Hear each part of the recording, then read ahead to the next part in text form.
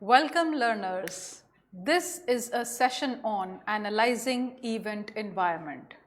So far we have dealt with what event management is, an introduction to it. Excuse me. Event management as an introduction, the kind of strategies that we use for event management. We also dealt with the objectives of events. We discussed what is the budgeting and market planning for events. And now in this session, we're going to talk about analyzing the event environment. So this session will deal with pest analysis, SWOT analysis, internal resource analysis, competition analysis, threat points, sustainable event management, benefits of sustainable event management, practices in SEM, and the post-event evaluation. So largely, as you can see, the way this session has been spaced out is more in terms of analysis. Since we are talking about the environment that events operate in, we're talking about the various kinds of analysis that come into picture due to this. So let us begin with the pest analysis. To simply define, pest analysis is a type of situational analysis in which politico-legal, economic, socio-cultural and technological factors are examined to chart an organization's long-term plans. When I say all these factors are operational in charting out the plan of an organization's progress, let us discuss what these factors are and how do they affect. First thing is the politico-legal factor.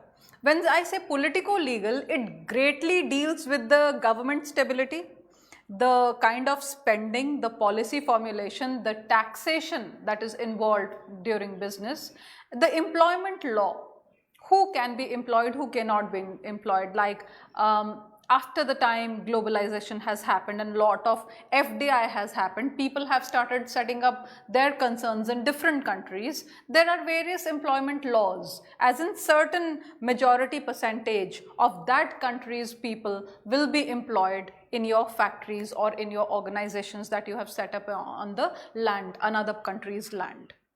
So also there are certain environmental regulations, because environment has become a huge concern today in the world. We all understand how it has corroborated with the objectives of our progress. So it is important that environmental regulations be taken care of. So this again is a politico-legal concern. And then there are trade policies and there are tariff decisions. All of these together, these factors, they comprise the politico-legal environment. The next is the economic. The economic concerns in a business environment, in a business setup, comprise of inflation, comprise of the kind of interest rates. Now the interest rate is there for the business that you're operating in the business environment. So interest rate for that, the unemployment and the exchange rates when we talk about intercontinental or intercountry trade, and then stock markets. All of these are the economic concerns with which we deal. And then there are socio-cultural concerns like the demographics of a place, the education policy, the health sector, the safety, income and age distribution. All of these things talk about the general specifics of people who are there in a society, as well as the cultural norms in that society. The age distribution will also comprise of the population growth rate. Like say for example, India is said to be a country which has a majority youth population as compared to Japan, which is largely an aging country. So socio-cultural factors are important when we're conducting business in a country like that. Then technological aspects, the research and development activities that one is doing, the inventions which will lead to further, like say for example, the invention of the internet has led to so many various aspects of businesses, so many various aspects of social interactions, so on and so forth. We know how it has touched lives. Discoveries, various kinds of discoveries, the patents, say for example, during the pandemic when we produce a medicine or a vaccine, it will be patented by the people who've produced it, licensing and innovations. All of these together are termed under the technological aspects that must be considered when we're talking about pest analysis. Now, pest analysis is able to give a detailed understanding of the macro environment of the business. So when I say macro environment, there are two kinds of environment. One is the micro environment, whereby you communicate directly to the community of the people of which you are a part. And then it is the macro environment. Globally, where do you stand? How are you placed in the business market of a country as compared to another country? So all those concerns are a part of macro environment of the business. So pest analysis, since it touches political, legal and economic and socio-cultural and technological aspects, it is talking about the kind of business environment that a country is providing to any business. So this forms the macro environment of the business. It will also lead to better strategic planning. So you can formulate the strategy depending upon, say for example, the economic aspect is the interest rate. So if the repo rate or the interest rate is higher, how are you going to operate in that kind of a business environment? Or if the unemployment is much more, how do you think the government policy will affect your business? So there has to be a better strategic planning which will come as a result of pest analysis. Then there is the forecast on the future issues that may arise from time to time. So when you know that the economic growth in a certain country is not too good, in times to come there can be certain predictions that can be made based on the various research reports, based on the past trends, based on the global market trends, etc. And accordingly there can be certain timely action which can be formulated and taken when needed. So pest analysis that ways forms a very important aspect of analyzing the business environment, for not only for event but for businesses in general on a larger basis. The next kind of analysis is SWOT analysis, something that I've been talking about often whenever I speak about various concerns. Like when I say SWOT, it is advisable to conduct this analysis after pest analysis, because pest gives you a larger goal. It gives you a larger picture of what is going to operate in a certain country or in a certain business environment.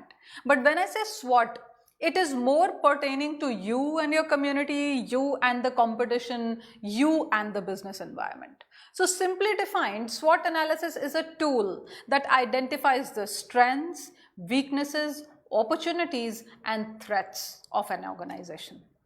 Now, the SWOT analysis is to take the information from an environmental analysis and then separate it into internal and external. So, SWOT analysis cannot be taken to be juxtaposed to pest. In fact, like I just said, that after pest, SWOT follows. Why? Because pest gives you a holistic idea of what the political legal environment is, what the economic position is and what the socio-cultural norms are. In contrast to this, or how do you place yourself, how do you find yourself as a business being placed in such kind of an environment? So socio-cultural norms can become your strength. Say for example, if you're going to operate in any Asian country, since you're from India, when you're operating in any other Asian country, the cultural norms are not so much of a concern, since India itself comes in the Asian continent. But when I talk of going to the Americas, the cultural norms, the social strategies, social things are so different over there that you will have to adapt and adopt according to that. So SWOT analysis takes the information from the environmental analysis, the larger analysis, which for example pest, and then separates it into opportunities and threats which come from outside.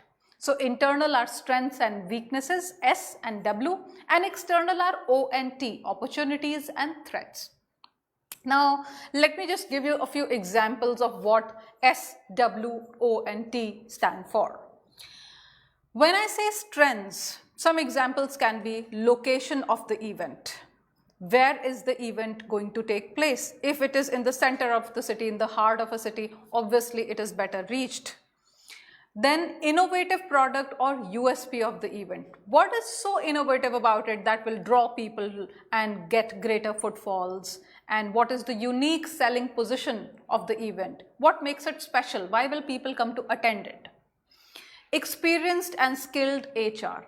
Human resources, it is important that they be skilled and experienced in such kind of events, because you cannot operate very well with people who are the first timers. If they're working under suitable supervisors, then it is fine. Otherwise, it can go haywire. The entire event can go haywire. Then of course, the marketing expertise is one example. When we have better marketing expertise, we know who we are marketing our event to, how we are publicizing it, how we are communicating about it, etc. So this again becomes a strength. So all these points that I'm covering can become a strength for any organization. Also the specific performance. Since a company or an organization has been into this business sector for a very long time, the specific performance in this case is being judged by their past performance. So obviously there will be greater chances for performing well, so which will emerge as a strength for that company.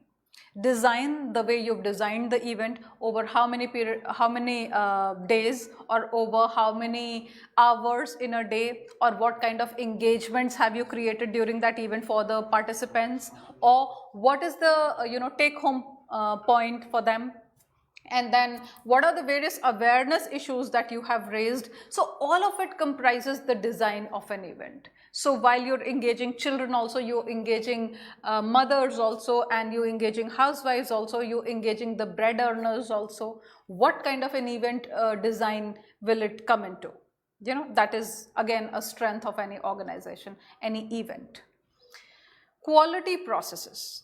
When we talk about processes, what kind of quality processes come into picture?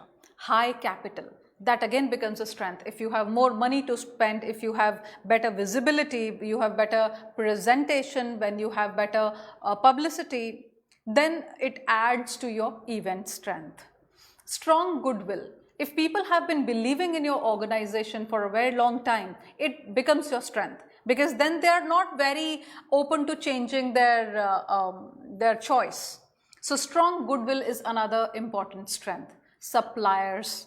Whether they have been supplying in time, whether the delivery has been in time, whether the material that they're delivering is of good quality, all those things count towards your strength. So if you have a good band of suppliers on you, that counts as a strength. The timing of the event is also very important. When you're creating an event and the event is coming up in a certain manner, at a certain time, it will obviously be better received as compared to a time when it is, as compared to an event being organized with a bad timing. So, say for example, you're talking about how in an aging population, how to address problems of calcium deficiency or osteoporosis or things related to that. This will not work very well if you're talking to teenagers. Because probably if you were talking to adults, this event would have borne much better fruit, because they would have been concerned about the parents maybe. But teenagers have a different kind of exploratory kind of a mindset, and they would not be interested in listening so much about osteoporosis. Maybe about bulimia they would be interested in listening to. So ideally, what is the timing of the event and who is the target audience that you're speaking to becomes important. Any other aspect that will add value to the event will count as its strength.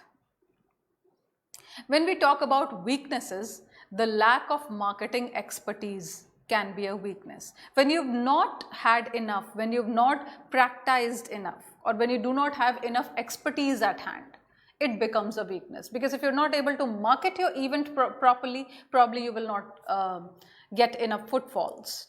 Then the location of the event. Where and how it is located, how it is placed, and what kind of footfalls are you expecting will all depend on that. So bad location could be a weakness. Lack of quality output could be a weakness. Damaged reputation, like when we were talking about strengths, we said goodwill. A strong goodwill counts as a strength. Similarly, a damaged reputation, say for example, a health product hasn't been so good. In fact, it has been found infested with worms. Obviously, the bad reputation will go a long way and people will not like to come in for that event.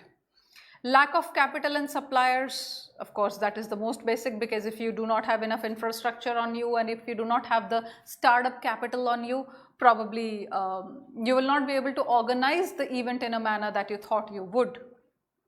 Lack of goodwill, that is another weakness, and lack of skilled human resources. That is a weakness too. If you do not have enough people who have the expertise to perform various tasks, since in event management it is more of hands-on doing.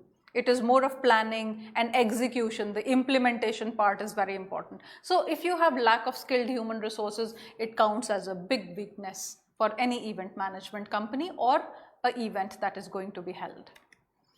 Timing of the event, bad timing will make it a weakness because it will not help you earn any return on investment. And then any other aspect of the event that will reduce the value of it will be counted as weakness. Now let us look at the opportunities. Any emerging marketplace. So say for example, there is space for entrepreneurship. There are greater number of startups coming in the market. So any emerging marketplace will provide you with greater opportunities, like say for example, first mover advantage. You could be the first in, say for example, e-commerce in India. So that will give you an emerging marketplace whereby the entire world is open for you to explore and you can use that first mover advantage for yourself. Another opportunity could be in terms of expansion in new set of audiences. So far you were concerned about say health foods only for people who are sports people. So people who are into sports and all, so protein shakes and everything for them. Now you're also looking at the elderlies. Like I was just talking about osteoporosis, calcium deficiency or optical nerve damage, things like that. So if you're preparing health foods for this section of the society, expansion into a different vertical is also an opportunity for any business. Mergers and acquisitions, this of course I've discussed before and I will be discussing this with you again in my session when I talk about integrated marketing communications. Mergers and acquisitions happen when there is some common benefit for the two organizations to come together. So the two common organizations will be merged together and there will be more acquisitions happening because of that. Why? Because they will be strengthening their positions in terms of their brand value, in terms of the market value, in terms of the shares. So as a company, they will become more valuable to the business environment as such. So that is an opportunity. A market that was previously occupied by your competition. Time and again we hear of companies who shut businesses for various reasons. They can go bankrupt or any reason due to which they could be shutting their business. So that is again an opportunity because so many customers, so many audiences who have been attached with that brand, with that company may now be yours. So that is an opportunity for you to encash on that aspect, on that segment of the audience. And of course the change in trend. Earlier we used to see different kind of publicity happening on traditional media. Now is the time for Facebook, for social media, for all other various social media platforms which give us an opportunity of connecting with the consumers directly. So there is a change in trend. This change in trend also amounts to opportunity in any business environment. And internal resource analysis. When I talk about IRA, internal resource analysis, I talk about budget, I talk about manpower, the raw materials, the venue requirements, software and hardware requirements, and the knowledge management. So these are the various things that you would require in order to plan and execute an event in a suitable manner. So this is about the internal resources that are already available with the event management agency. These internal resources will help you decide how big an event or what scale of an event can you proliferate to. So this is called the IRA. Then let us look at competition analysis. Competition analysis involves identification and assessment of strengths and weaknesses vis-a-vis the competition. So while we were talking about SWOT analysis, we were talking about our own strengths and weaknesses and opportunities and threats. Now when we're talking about competition analysis, we're doing the same SWOT analysis vis-a-vis the competition. So first and foremost is while you want to study the competition, you should first know what your own product is like.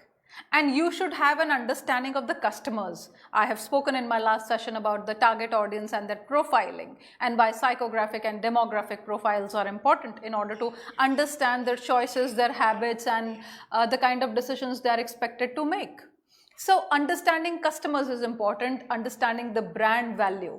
Whose brand value? Your product brand value as well as the competition's brand value is important. And then the marketplace. What kind of a market is it? Is it a kind of market which is a free-for-all? Is it a kind of market where government has a greater say in the policy making, in the taxation system, in the number of employability that you're providing, in the corporate social responsibility efforts that you're making? How is the marketplace? That kind of analysis needs to be done. So this, whenever you're doing all these analyses together, while also looking at the profiling of your competition, that is known as competition analysis. Now, while we're doing this competition analysis, we also need to look at the threat points. There can be two kinds of threat points. One is the parallel events. You're creating an event, you're conducting an event. Customers might get divided in case there are more parallel events of the similar kind which are taking place. So if there is a, say for example, a fashion show or a book fair that is going on, and at the same time there's another book fair going on, obviously the customers tend to get divided. And one has to ensure that event dates do not clash with any other important event. Otherwise, parallel events can be a threat, an unnecessary threat to your event. Irrespective of the kind of analysis you've made, the kind of competition analysis you've done, the kind of pest analysis you've done, the kind of SWOT analysis you've done, still, if you don't take care of these things commonsensically, this kind of a threat point can lead to, showdown of your event. And another threat point is substitutes. Substitutes are always available to customers. When I say substitutes, it might, I'll give you an example of a music show. So if you're holding a music event, a concert, and at the same time a new good movie of a favorite film star has been released, there is quite a possibility that for fun, for recreation, for entertainment, your audiences might just get divided. As compared to a point of time where you're not having any other distraction, in terms of a movie or in terms of another concert or in terms of any other thing that is happening. So whenever a substitute is available to the consumer, obviously the footfalls will be divided. So these are the two threat points that I wanted to talk about during all these analyses. Now let us look at the second aspect of this session, which is sustainable event management. When I say sustainable, social and environmental obligations are important considerations. You cannot not look at considerations which deal with the society, because certain social costs are involved while an organization is operating in the environment. And the environmental obligations, we know it is a global concern today. When I say social cost, it is the cost that people around are paying because of the event that you're organizing, or because you have a factory there, or because you're operating in that environment. You're a part of it, so there can be a social cost that people around you in the community will have to pay. So social and environmental considerations have become very important today for sustainable event management. So whenever we're talking of sustainability, we're talking in terms of society and we're talking in terms of environment. It should be taken up at an early stage of any event, and the team must be well informed, and there should be motivations, there should be rules and regulations made to follow them. Now when I'm talking in terms of event management, what do I mean by sustainability is what we will see when we look at the tips. So first let us discuss the benefits of sustainable event management, SEM. Consuming optimally will obviously reduce costs, and hence more return on investment can be seen. So ideally, if you are able to consume optimally, you will be able to reduce the costs that are involved, which is obviously of good benefit to you as an event organizer. More the number of green events, more the importance of green products. And more the importance of green products, the better is your goodwill.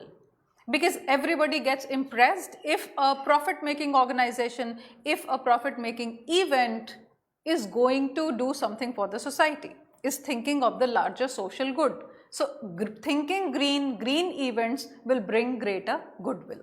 It also helps in influencing others to go green.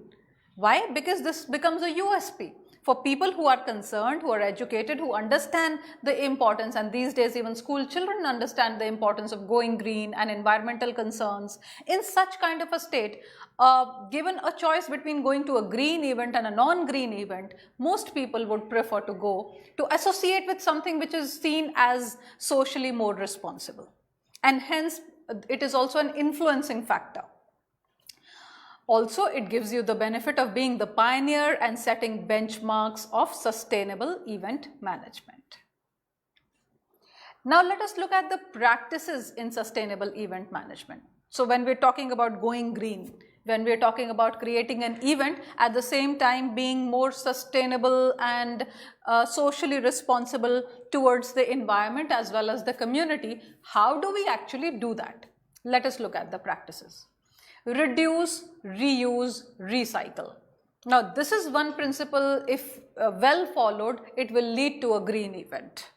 So, you have to reduce the consumption, you have to look at the reusability of it, and you have to look at the recycling of it. This will make it green, this will make it more environment friendly.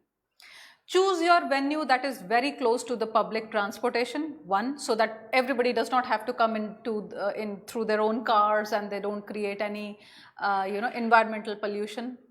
One may also provide pollution-free shuttles or vehicles at important points from where people can be picked and brought to the event.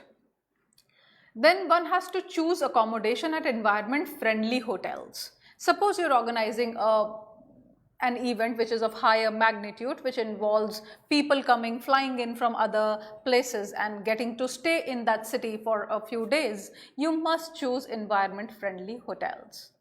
Choose suppliers who follow sustainable practices or insist that they should follow them.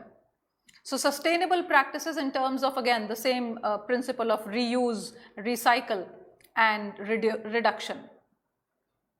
Minimize the use of paper. If at all papers are needed, use recycled papers. Use non-toxic stationery. For example, markers and whiteners, etc. are required, which are often cheaper if they are chemically made. So try using non-toxic stationery. Event proceedings or any other reading resource could be circulated electronically instead of creating hard copies of the events, of the event proceedings or conference proceedings. For food, use environment-friendly plates and glasses that are easily decomposed, minimize food wastage and have an exact head count. And the leftover should be immediately given away for charity. That is the best way of sustaining and inclusivity. Place different bins with instructions to throw wastage depending on the type of waste. This will save time and make recycling possible. Use cloth napkins instead of paper because it obviously can be used multiple times after washing and cleaning. Minimize use of cans, cups and bottles by replacing it with larger containers. Avoid use of polluting items, instead use natural materials like jute and grass. Avoid power wastage, wherever possible use daylights. Use zero emission equipment. So no carbon emission should be coming out of the equipment that is being used. Save water and prefer wet cloth cleaning over washing. Instead of using buckets of water and for cleaning a place, use wet cloth cleaning. Use compost toilets that do not use water or toxic chemicals. Use renewable energy wherever possible. Most importantly, monitor the execution of all these tips. All of them together will make your event environment friendly and green event, but only when it is monitored properly and it is seen that all these practices come to use, that you will be able to create a green event. Now let us look at the last aspect of this session, which talks about post-event evaluation. Post-event evaluation helps in estimating what was expected and what was achieved. When I say post-event evaluation, what are we evaluating? We are evaluating the event that we have conducted, that we have implemented, the plans that were made and executed, and how well were the results obtained. So what we were expecting is one thing, the projection, and what we've actually achieved is another. So looking at the difference between the two, the gap between the two is the post-event evaluation. The evaluation should be done at different stages of development. Now, what are those different stages of development where evaluation should be done? One, at the planning stage. So once you are ready with the plan, you evaluate. Is this the right way to go about it? Are we doing it right? Cross-check, verify, evaluate. Pre-event, right before the event. Like in research, we do a pilot testing. Similarly, before you run the actual show, before you produce the actual event, do a pre-event analysis and evaluation. Is there something that can go wrong? Are there various things that we have kept a check on? Implementation is the third post-event evaluation, third stage of evaluation, I'm sorry. Implementation is when you're actually executing the plan that you've thought is the best. And while implementing, what is the various kind of evaluations you're making? Where are we going wrong? Checks and balances required at different times. And then of course the post-event evaluation. Once the event is over, the audiences are gone, how are you going to evaluate the event? So, when we're talking about these four stages of evaluation, we also need to know how do we evaluate? What do we do to evaluate at various stages of event management? Through feedback surveys on observation of participants, in my last session I said that research in event management involves qualitative and quantitative researches. So, it could be surveys, which means quantitative, and it can be observation, which means qualitative. It can even be FGD. You can call back a few audiences, 10 to 15 of them, and then create a group discussion and see that the feedback comes to you in a more prolific and in a more trustworthy manner.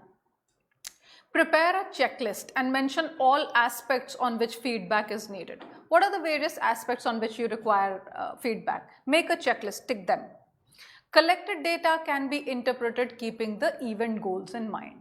Once you've collected the data, you can interpret it looking at the objectives, just the way it happens in research. You look at the objectives and then you see what the data is speaking about those objectives. And what are the questions that you're going to look at? You're going to look at various questions, various aspects like, did the event meet or exceed budget estimates? How many people were expected and what was the turnout? What is the general profile of the attendees? General profile as in psychographic and demographic. Which marketing tool pulled the maximum audiences? This will help you decide the media mix for the next event. So, which is the marketing tool that pulled the maximum audiences is important to decipher. What was the sponsor's profile? Who were the people who came forward to sponsor your event? And how do they stand benefited? Why? Because this kind of a research finding answers to these sorts of questions will help you prepare better when you're holding your next event. Did the participants like the lodging, boarding, food and other facilities? Based on these findings, a research report for future reference can be made. So these are the various questions that need to be answered while we're preparing the research report for any post-event research. And that is all for event management today. Hope you found it beneficial, and again I would repeat the same thing, event management is nothing but common sense. So be aware, use your common sense, commonsensically events. Thank you.